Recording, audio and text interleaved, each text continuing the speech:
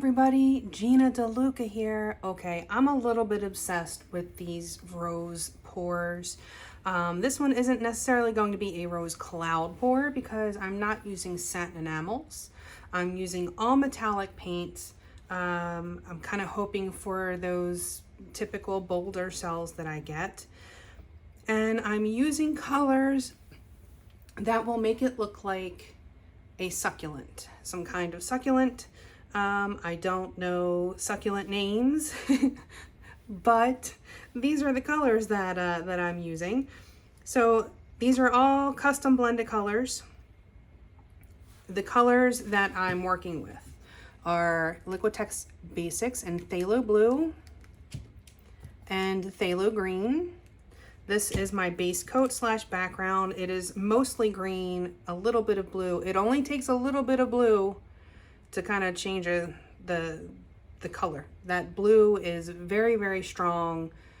If you are adding it to another color, do one like pea-sized drop at a time. Trust me. The same goes with this berry. So this is the DecoArt Americana Decor Metallics in berry, and I have added it to the Matte Metallics Soft Silver. And this is the second cup that I mixed because the other one came out so dark and it wasn't the right shade, and it was easier just to mix up another cup than to keep adding silver to get it to where I wanted it. I'll use that color in another pour. But do yourself a favor and mix these colors together, the berry with the silver. It is such a pretty color. I hope you can see that. It is such a pretty color. It's just, it's got a slight purple to it. But it's like, it's a pink, but it's not an in-your-face pink. It's just very, very soft and pretty. This color is that silver mixed with some of the emerald green.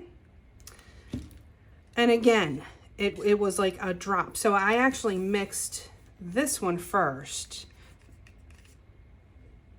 This obviously has more green in it. And then I mixed a silver by itself, and I didn't like the exact hue that was going on. So I just added a bit of this green into it, and it kind of makes it a little more homogeneous. So those are the colors we're working with. The paints have been mixed. 1 part paint to 2 parts Floetrol. That mixture is then thinned with my concoction of 90% water and 10% Floetrol until I get the consistency I'm looking for, which is probably easier to show you on one of these lighter colors. But it's a 2 on my consistency scale. It is making a mound, but it is disappearing pretty quickly.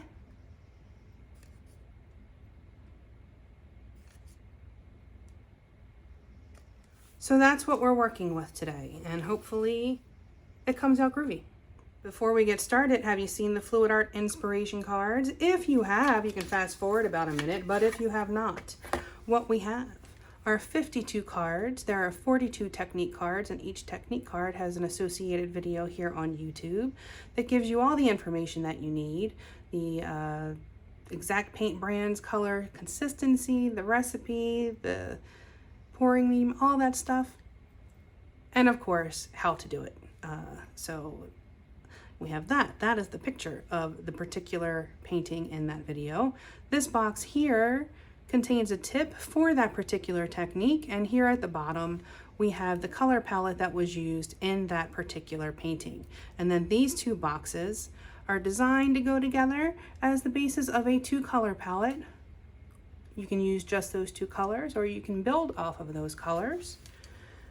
And there are 8 bonus color palette cards. Each one has 5 color palettes. You can use all of the colors or just some of the colors. Mix and match the bonus color palette cards with the technique cards, and you have more combinations than you could ever paint in a lifetime. These are available at my website, ginadeluca.net, and also at amazon.com. And if you get them from Amazon, please do leave feedback. It is very helpful to the sellers over there. All right, I'm going to start by putting some paint in my cup. I always like to make sure I have on occasion put too much base coat down and then not had enough for my cup. So, better safe than sorry.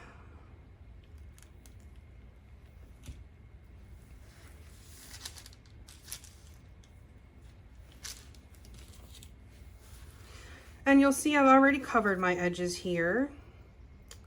That on straight pours, I always cover my edges. Well, I probably do it most of the time anyway. But especially on straight pours, and especially when I'm using Floetrol, the paints are pretty thin, and sometimes the canvas will show through. And mind you, this is actually, the green is, where's the little marker? The green is like, it's semi-transparent. This blue says that it's opaque, but it looks pretty transparent when I put it down. But I do know that I indeed get good reactions from both of these paints, so I usually say use an opaque, but you know, there are no like absolute rules. Just opaques are more likely to get you that desired result. Another note for these round canvases, when you're pouring on these round canvases, you definitely want to cover your sides. It's a little bit bumpy, the way that these canvases are wrapped creates these little bumps, and it can keep the paint from properly covering the sides. Like even when you're just laying down the base coat, see, I have to use my fingers. I can't just use this tool. It just won't work. So it does require a little extra love using these round canvases. But it's just better to be prepared. An ounce of prevention is worth a pound of cure. I will say that over and over and over again.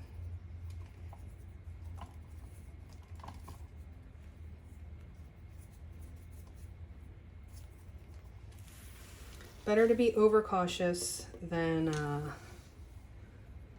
not pay attention to those details and then wind up spending an hour trying to fix it after it's dry. All right, my base coat is down, and now I'm going to put some paint in a cup. I'm going to start with the green. Pouring from up high, I want this to sink.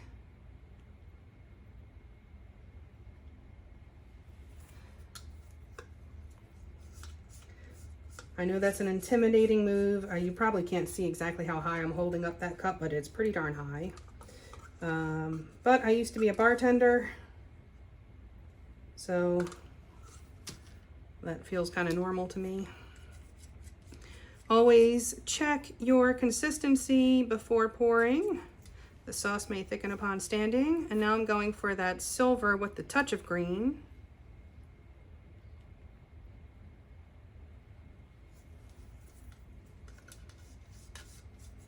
This is going to be a lot of paint. I'm going to have to spin a lot of this off, I think, unfortunately. I hate being wasteful, but it is what it is.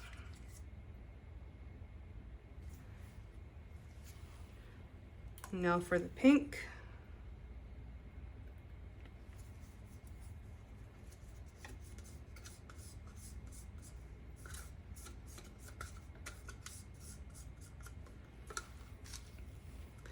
I'm just going to take what is left in the cup and just go over top. All this stuff is probably going to get spun off anyway, but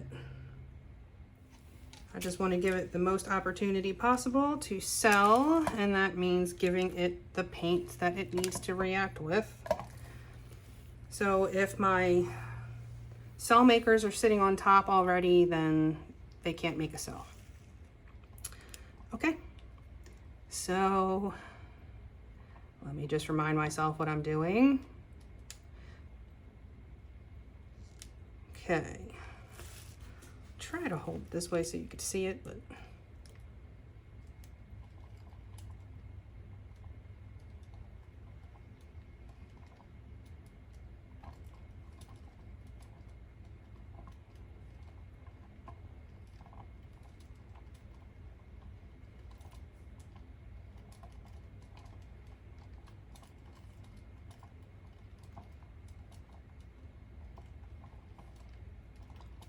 as I get closer to the end of the cup, I will get closer to the canvas.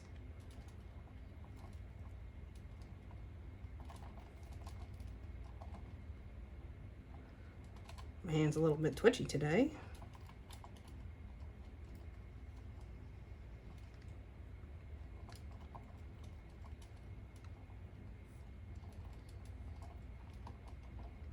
And usually the bottom of the cup has the lighter colors in it. Whatever color went in last, here comes the pink, that's what I want.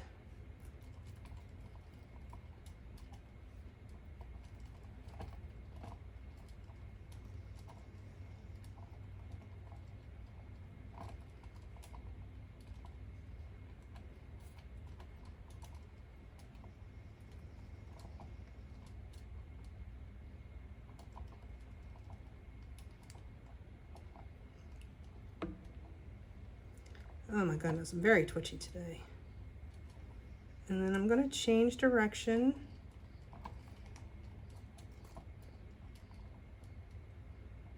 And do it again.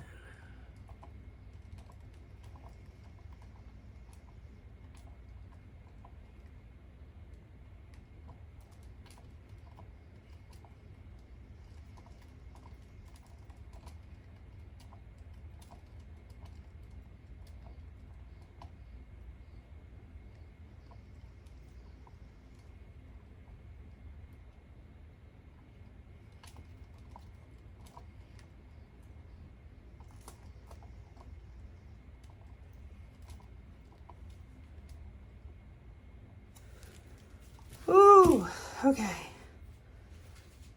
I don't breathe when I get close to those dismounts, let me tell you.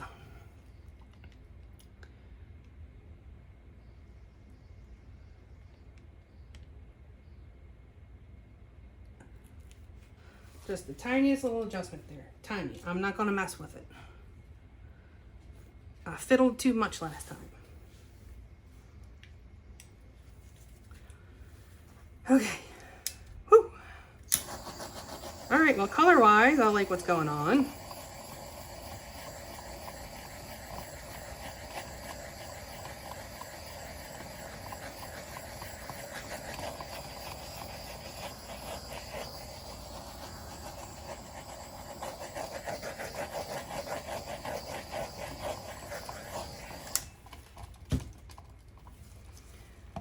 Okay, it seems to be tilting a bit to the side. So my canvas is leveled to the table, not to the spinner. The spinner has a bit of a wobble to it.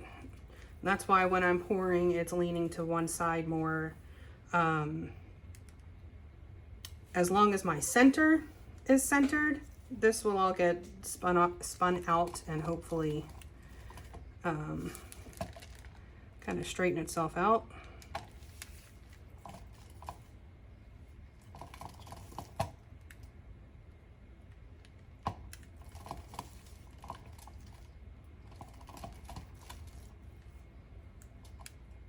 Okay, well, the way that these colors are blending are exactly what I wanted to happen. It's looking really, really cool.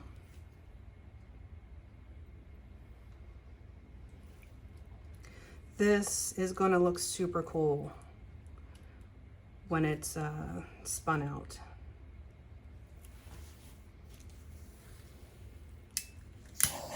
Just keep popping these bubbles.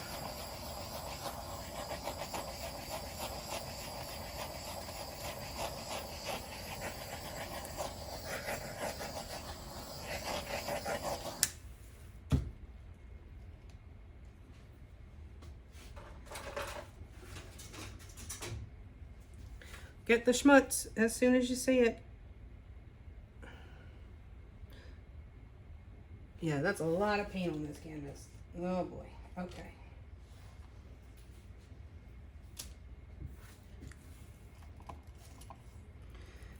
So the longer I let this sit, the more of these little cells are gonna pop up. And because these paints are so matte and the Liquitex Basics are not, it has the matte paints have a hydrophobic effect. And so what happens is when these little tiny cells pop up from these air bubbles that I'm popping, it's bringing up the paint from underneath and it's pushing away that background color. The background color is the first paint that goes in the cup. And that is what is appearing in between the cells. And so as these cells pop up, they're going to spread out. And then as I stretch them, they get this awesome 3D effect. It looks so cool. I don't know if y'all are sick of Boulder cells yet, but I'm not. I still am just completely fascinated by them.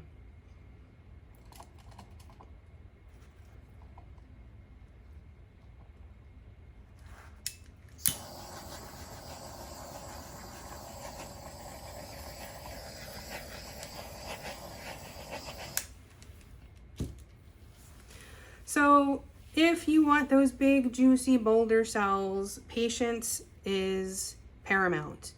You have to let that puddle percolate, let those cells pop up, because when they pop up and they get a little bigger and then you stretch them, it will have such a cool 3D effect. Like all of this is going to look super 3D when that's stretched out.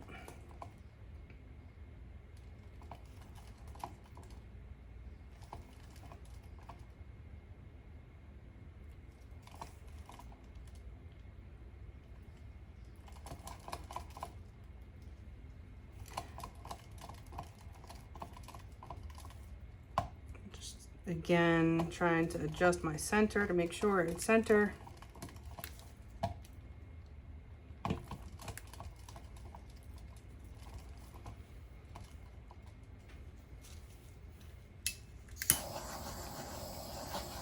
And as this sits more, you'll see more bubbles appearing. Pop those bubbles, you'll get more cells.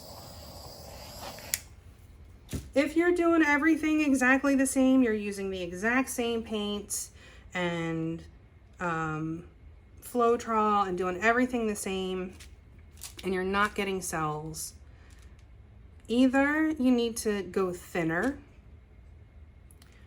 or you're not being patient enough. Being patient is very, very important when it comes to getting these Boulder cells.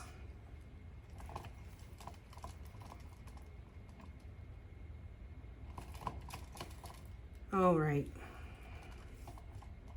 I could let this sit longer, but I don't think I'm going to.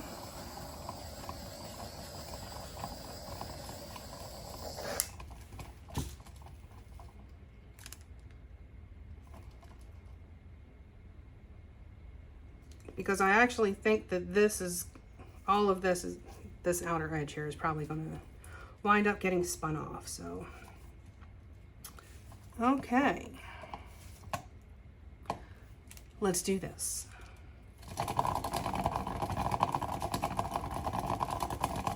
You don't have to spin fast. It's not the Wheel of Fortune. Even if you do it slowly, it will still happen.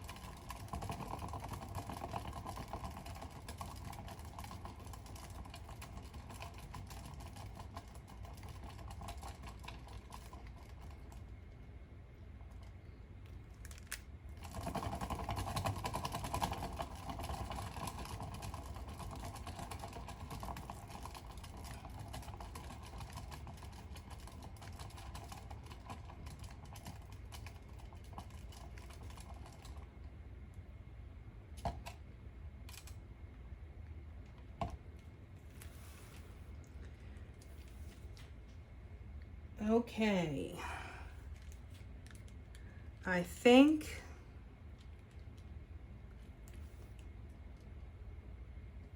that's it. I think that might be enough.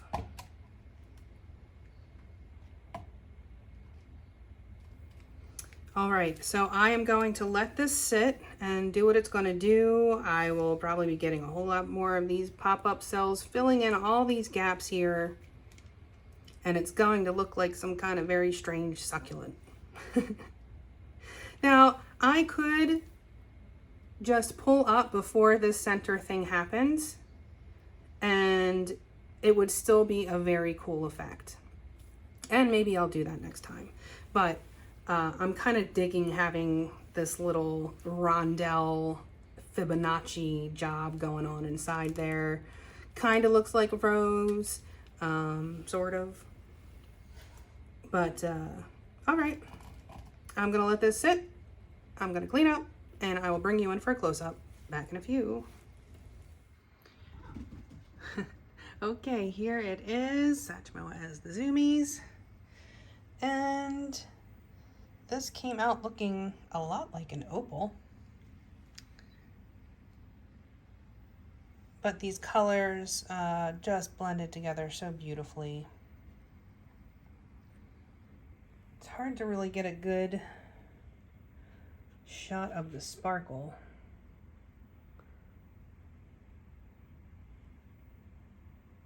But this will be gorgeous when it is dried in varnish and blinging.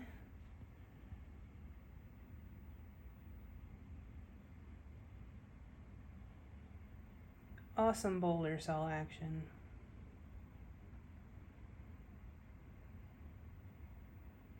We've got like a bunch of cells within a big boulder cell.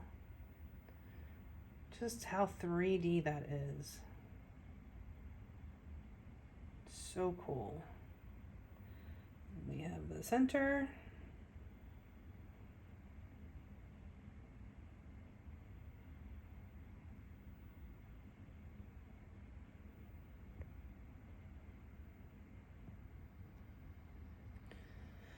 But there it is. I'm quite pleased with this piece. Awesome 3D action. I mean, look at that. So cool. All right, that is it for me for today.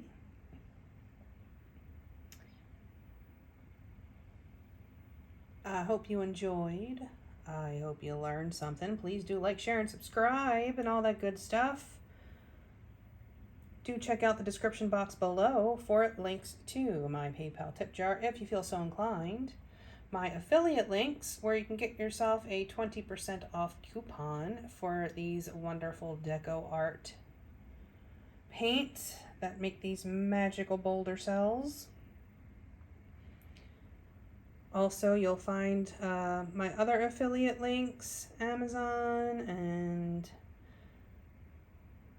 Color Art, Arteza, Blick. If you enter through those links, anything that you purchase off of those websites, I make a small commission at no additional cost to you. And you'll also find in that description box the link to my website, GinaDeLuca.net, where you can find my art and music and fluid art inspiration cards for sale. And last but certainly not least, you will find the link to our Facebook group, Go Make Some Art. Join us there, post your masterpieces, ask your questions, get some inspiration. A good time is had by most. It is the internet after all. There are some cranky folks out there. All right, y'all. I hope y'all have a beautiful day.